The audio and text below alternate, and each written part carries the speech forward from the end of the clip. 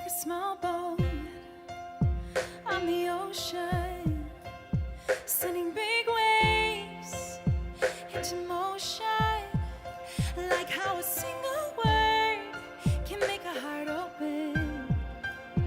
I might only have one match, but I can make an explosion.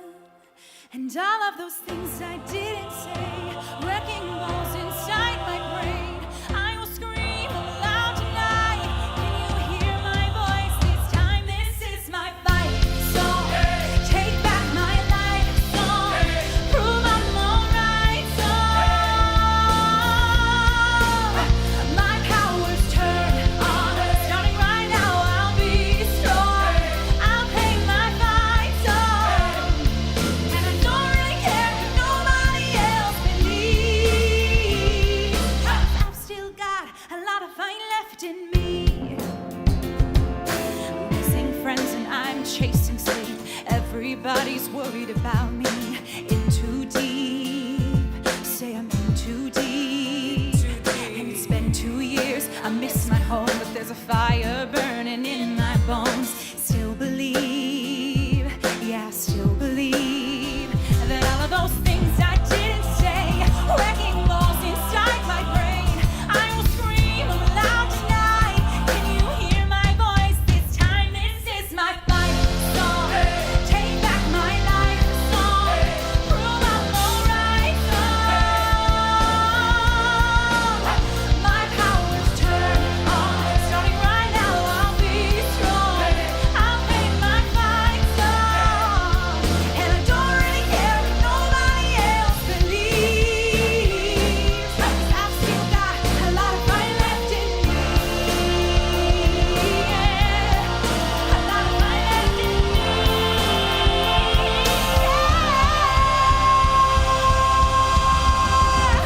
Like a small boat on the ocean, sending big waves into motion, like how a single word can make a heart open. I might only have one match, but I can make an explosion. This is my fight song. Take back my life song. Prove I'm alright song. My powers turn on. Starting right now, I'll be strong. I'll make my fight song. And I don't really care if nobody else believes.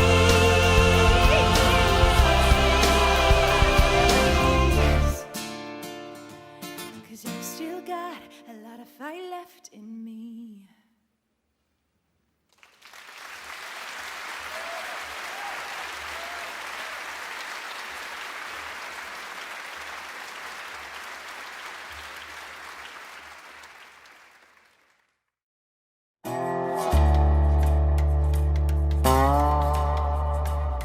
My mother told me, Ray, you'll have 3 strikes against you.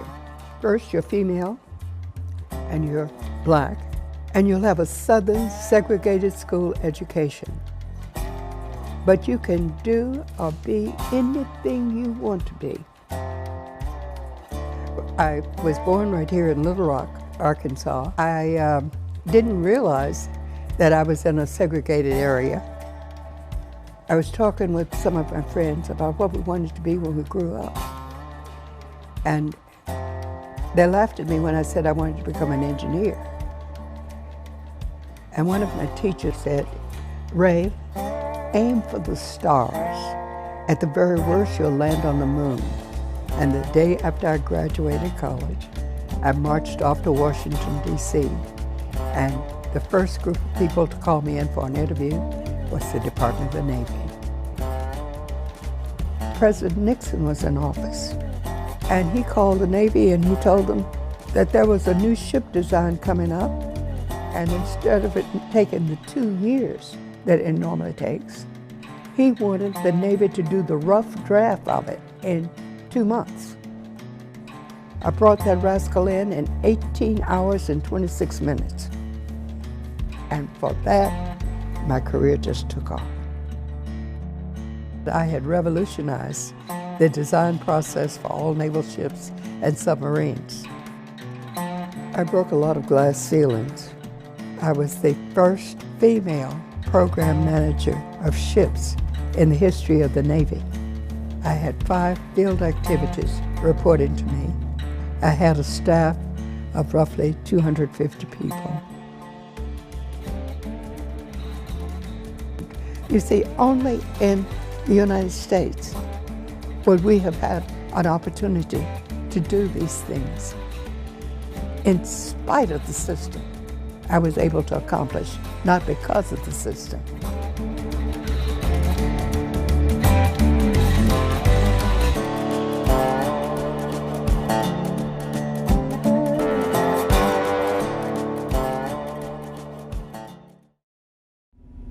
I still get so excited every time I get to go fly. The feeling's kind of hard to explain, but the second we lift off the ground, all my worries just go away. It doesn't matter what kind of day I had or how stressed I am at work or about other things in my life. You just feel really calm. And you know, being able to see the world from a different view always allows me to kind of step back and truly be thankful for what I have and for my life. I'm First Lieutenant Megan Scala, and I'm the youngest female Black Hawk pilot in the 34th Expeditionary Combat Aviation Brigade. I joined the Minnesota National Guard for a lot of different reasons. A big reason was because I felt like my faith was leading me. I felt like God was telling me to join, which was super weird and very out of the blue for my family because no one in my family, none of my siblings or anything have ever been in the military. But I think I joined because I knew I had a purpose, and I thought that my purpose was to serve other people, to help other people. And I would have never thought 6 years ago when I first enlisted that I'd now be flying missions as a UH-60 Mike Black Hawk pilot. And I finally feel like I've realized, like, this is it. Like, this was my purpose. So far, this deployment has definitely been a challenge for me. This is my first time being in a platoon leader position, so there was definitely some growing pains at the beginning with just learning my job in general, and mostly just learning what kind of leader I want to become. I think that the biggest thing I've learned is if you take good care of your soldiers, that they will definitely take good care of you as well. You know, while I don't know too many other female pilots that are on this deployment, all the ones that I do know are just incredible. They are absolute rock stars at their job. They inspire me every day. They inspire me to never be afraid. They inspire me to stand up for myself, speak up more, and basically they just inspire me to continue to share with other younger girls that they can become pilots too. They can become crew chiefs, maintainers, flight engineers. You know, really, they can do anything that they put their minds to. I think it's kind of hard to see myself as a role model for those girls because I know that I still have so much to learn myself. And when I look at the women who are my role models, like the WASPs from World War II, who they flew almost every type of military aircraft. They're extremely intelligent, hardworking, and determined women. And I look at them, I think that that is the kind of woman that I want to be like. And I hope that one day I can be someone's role model. You know, I think I just want to be remembered for being the hard worker. For more than 60 years, women have been paving a legacy of service in the armed forces. Serving alongside men since the American Revolution, women initially filled non-combat roles, such as nurses, cooks, secretaries, and mechanics. In the face of gender restrictions, many women formed organizations, such as the Women's Army Corps, to support the war effort, exhibiting integrity, courage, and selfless service, later becoming integrated and recognized as American soldiers. Today, women continue to break barriers, serving alongside their brothers in arms.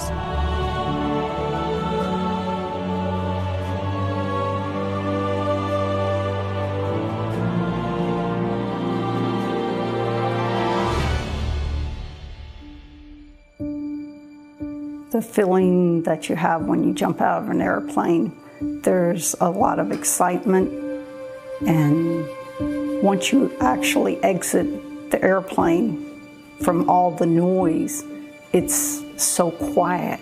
And then once you've jumped, you look up and see your beautiful parachute, and it's just float to the ground. It's an amazing adventure. What drove me to become an instructor at the Airborne Department was my love for jumping out of airplanes and the professionalism of the airborne instructors. Being one of the first female instructors was very lonely.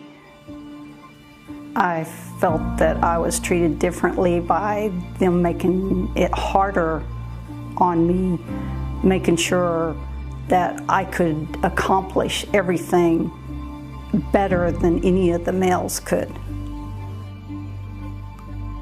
I felt I was accepted once I proved myself by being able to do everything that was required of me, even better than some of the instructors. The things I was able to change when I became an instructor was the females coming through, tell them that if they had problems with other instructors, the male instructors, to come to me and I would take care of it. The Army changed me as a person by giving me more confidence in myself, helping me understand that I could accomplish anything I set my mind to. I would tell a female civilian that wanted to join the Army that there's many aspects to the military, that some they will enjoy and some they may not, but it's an amazing adventure and you can accomplish so much.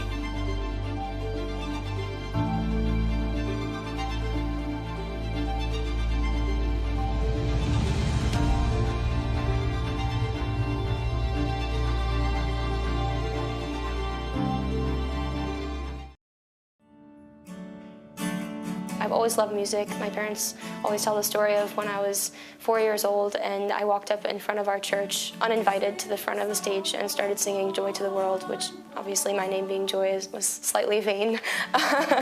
But ever since then, music has always been a big part of my life. So I started life out as a drummer. However, I also had a love for science. So when I started thinking about career opportunities, I wanted to find something that melded music and science, since those were my two passions. When you look at the sheet of music and it's just black and white notes, it starts off in a very analytical, detailed place, and it becomes something that's so raw and so human. When I sing, I feel like I'm showing part of my soul. Working with the cadets in the Glee Club and also in other organizations is one of the most unique and special opportunities I think that you can have here at the United States Military Academy, which is the premier leadership development institution in the entire world. They motivate me because they are the top echelon of students and they are America's future leaders.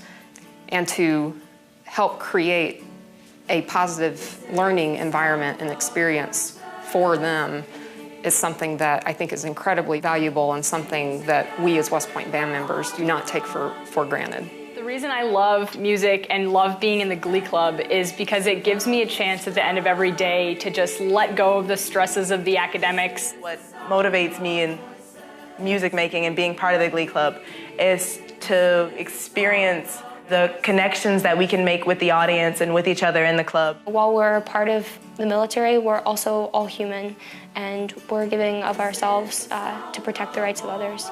So for me, Glee Club is really a way to be that ambassador and a link that produces trust between the Army and the American people. When I wake up in the morning, I look in the mirror and I want to be a better version of myself than I was the day before.